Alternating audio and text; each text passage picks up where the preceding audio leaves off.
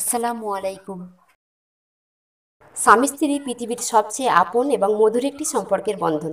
পবিত্র কোরআনে মহান আল্লাহ স্বামী স্ত্রীর একজনকে অপরজনের পোশাক বলেছেন, একজনকে অপরজনের সম্পূরক বানিয়েছেন। স্বামী স্ত্রী দুজন দুজনার হলেই শান্তির বাতাস বহে জীবনের আকাশে। অর্থবিত্ত আর ঐশ্বর্য কিন্তু সাংসারিক জীবনের মূল চাবিকাঠি নয়। চাবিকাঠি হলো দুজনের আন্তরিক প্রেম, প্রীতি ও ভালোবাসা। একজন আরেকজনের পৃথিবী হওয়া। স্বামীর ভেতর স্ত্রী তার নিজের পৃথিবী খুঁজে নেওয়া এবং স্ত্রীর ভিতর স্বামী তার নিজের পৃথিবী খুঁজে নেওয়া।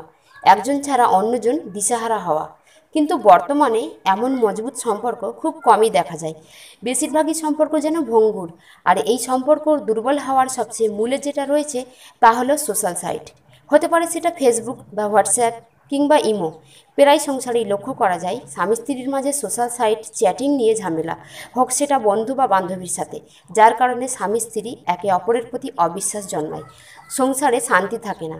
কখনো দেখা যায় স্ত্রী নিজের ছবি ফেসবুকে পোস্ট করছে, যেটা স্বামী মোটেই পছন্দ করছে না।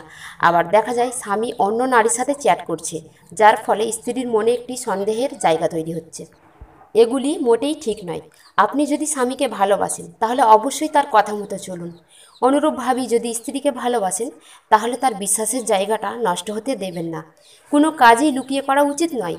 মনে রাখবেন, আপনি যতই কঠিন বিপদের মধ্যে পড়েন না কেন, সেই সময় কেবলমাত্র আপনার স্বামী বা স্ত্রীকেই একমাত্র পাশে পাবেন।